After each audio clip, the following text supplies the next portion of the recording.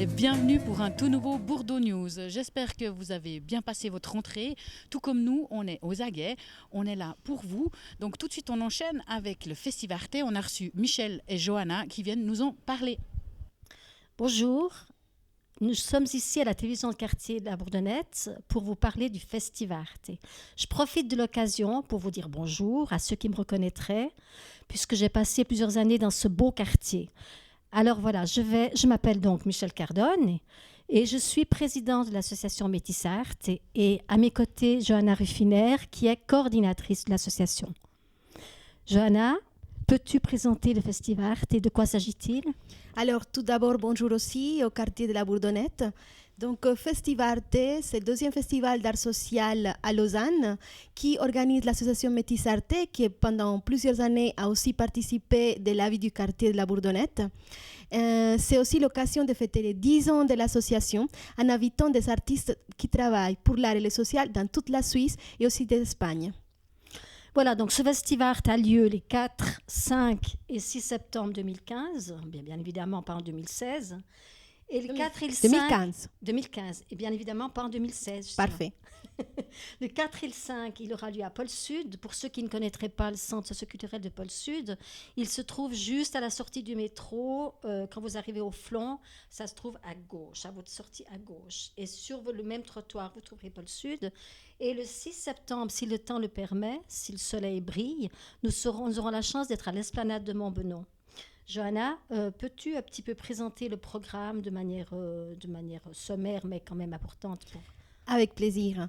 Donc, le 4 septembre, c'est surtout la soirée. On vous invite où il y aura un vernissage d'une exposition des différents peintres et artistes photographes du canton de Vaud sur la thématique artistes Vaud papier. Ensuite, il y aura des courts-métrages sur la migration et une soirée festive avec des musiques du monde, des danses du monde et un DJ qui nous fera danser toute la soirée, on espère. Samedi et dimanche, ça sera surtout la matinée du samedi dédiée aux enfants avec des ateliers d'art différents, des masques, cerfs-volants, danse, etc. Après, il y aura des performances de rue dans la rue de Saint-Laurent, au centre-ville. On aura une batucada avec des marionnettes géantes à 15h qui va défiler pour toute la ville, le centre-ville aussi. Et ensuite, il y aura aussi une soirée festive. Il y aura nos invités qui viennent de la Suisse allemande et de la Suisse du Tessin italienne qui vont présenter ces spectacles d'art social. Il s'agit de Maxime Théâtre et le collectif Gugliari de Gulliver qui vient donc nous visiter. Ensuite, il y aura une soirée festive avec deux groupes de musique et des DJ.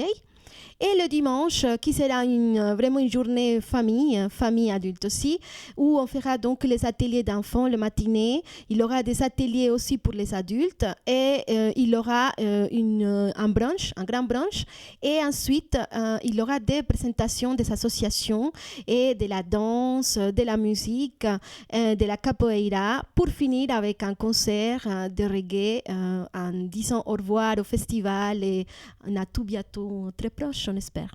Et dimanche aussi, il y aura DK Dance School, que ce sont des gens de la Bourdeaux qui ont fondé cette école et qui dansent, donc ils feront une danse de breakdance pendant la soirée du festival. Alors, merci Johanna. Donc venez nombreux parce que c'est vraiment génial. Ça se promet d'être haut en couleur. Donc nous vous attendons tous et moi j'aurai beaucoup de plaisir à vous retrouver puisque je vous ai connus et j'aimerais bien vous revoir. Donc venez nombreux avec vos enfants puisqu'il y a énormément d'animations pour eux. Et merci pour votre écoute et vous pouvez obtenir des renseignements.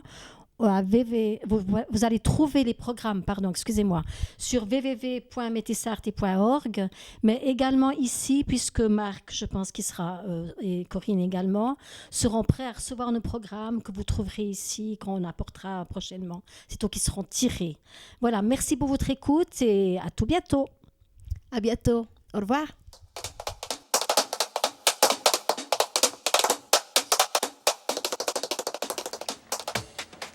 Mon ami Yasser, ici Saté.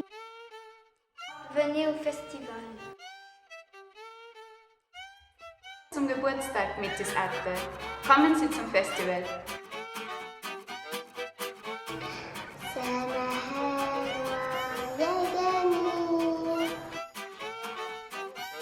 Venite al festival. Vengan al festival. Dolce la festival.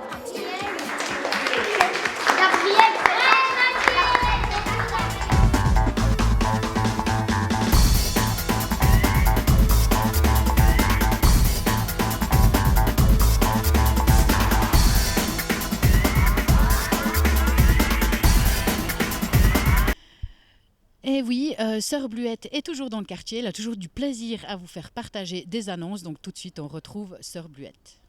Bonjour, je suis Sœur Bluette. Je viens vous inviter pour la messe, l'Eucharistie, qui aura lieu le samedi 5 septembre, ici au Centre œcuménique à 18h.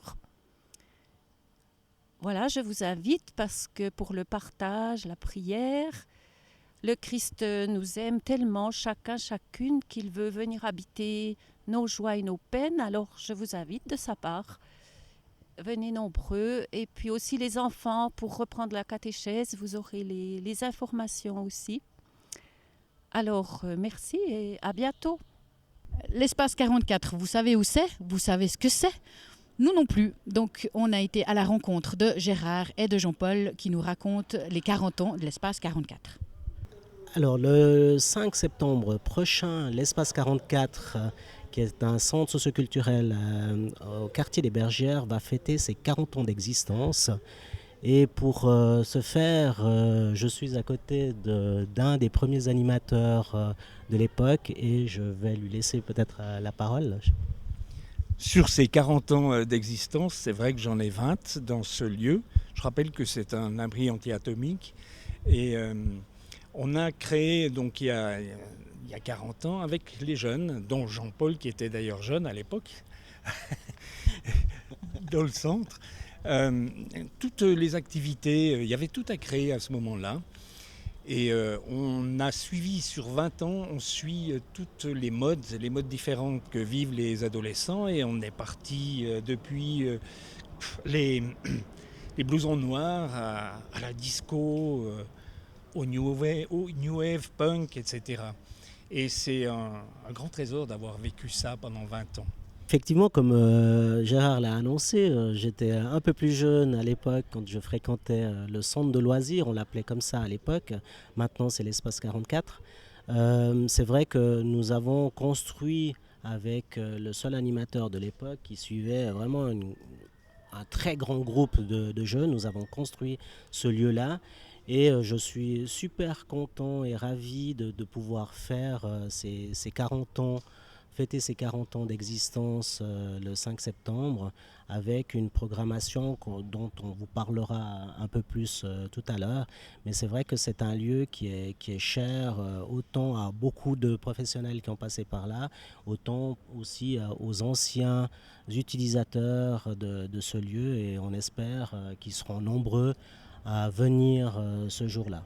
Les grands moments quand même de la vie du centre, c'est la création du Regional Rock qui existe encore. Ça a été l'organisation des échanges de jeunes roumains au moment de l'ouverture du mur. Il y a eu également la création des fenêtres de l'Avent et plein d'autres choses comme ça. Et ce qui me fait plaisir, c'est de voir que ça pérenne et que ça existe encore. Certaines activités qu'on a créées il y a 20 ans existent toujours et ça fait plaisir à voir. Nous avons effectivement continué un petit peu sur la lancée de ce qui a été fait par les premiers animateurs de ce lieu-là. Même si le Regional Rock pendant plusieurs années est parti à grand-veine avec Gérard puisqu'il a été amené à travailler dans ce lieu, le Regional Rock pour fêter les 40 ans d'existence du centre socioculturel des Bergères, revient cette année au mois de novembre.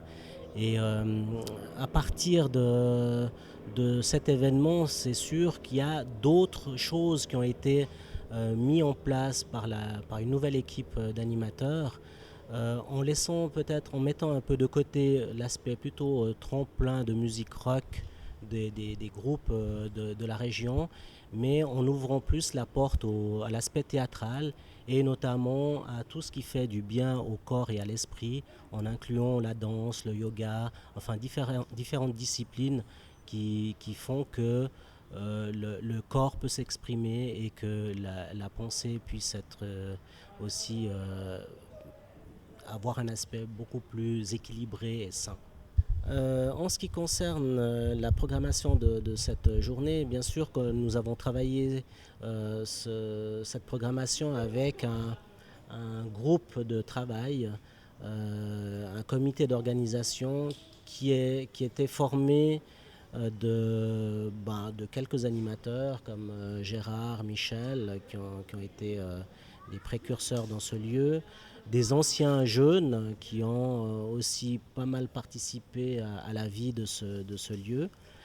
Et pour cette journée, nous avons prévu, comme pour toute fête, une partie officielle avec les gens, un conseiller communal, le président de l'association forcément, le directeur de la fondation, et on espère d'autres personnalités qui se joindront à nous pour ce moment-là.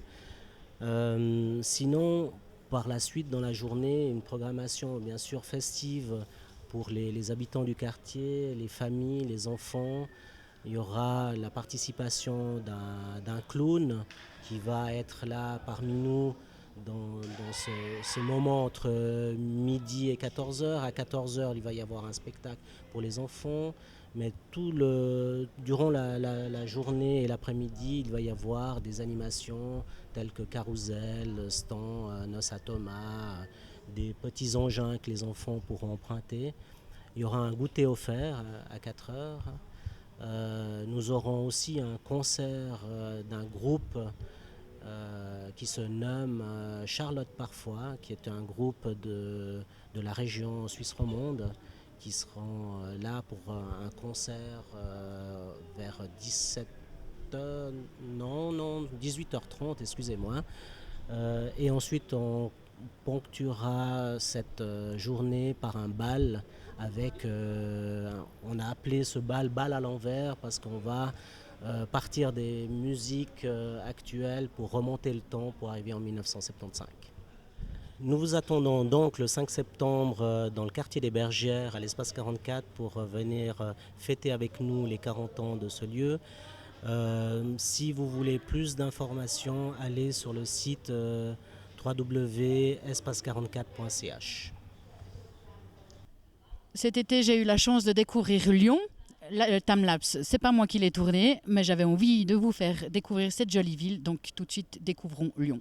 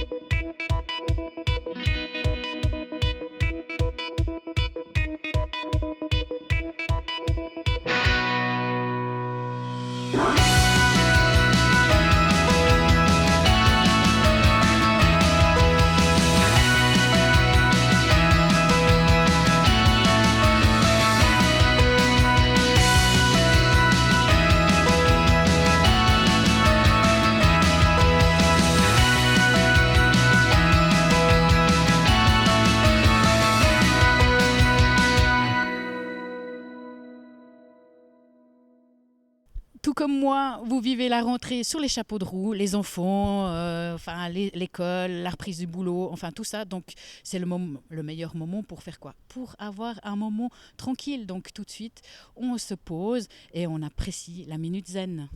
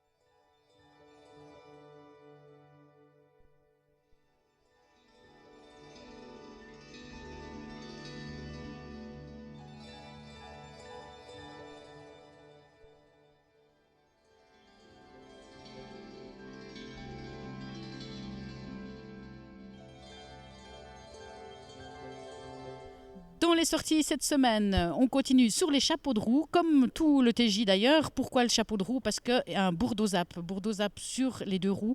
C'est pas toujours facile de tenir debout. Ensuite, un bourdo-sport. Oui, c'est la reprise aussi. Donc, on a décidé de vous montrer un petit peu ce qui se passe de drôle dans le foot. Un nouveau clip dans le bourdo-zik, c'est Makey Mai. Et ensuite, vous découvrirez la PlayStation. C'est un exposé sur la PlayStation, donc à découvrir. Ensuite, un court-métrage c'est L'asphalte rouge. Et pour finir en beauté, c'est notre belle nature. C'est ainsi que s'achève notre Bourdo News pour cette semaine. On se retrouve la semaine prochaine. Allez, ciao!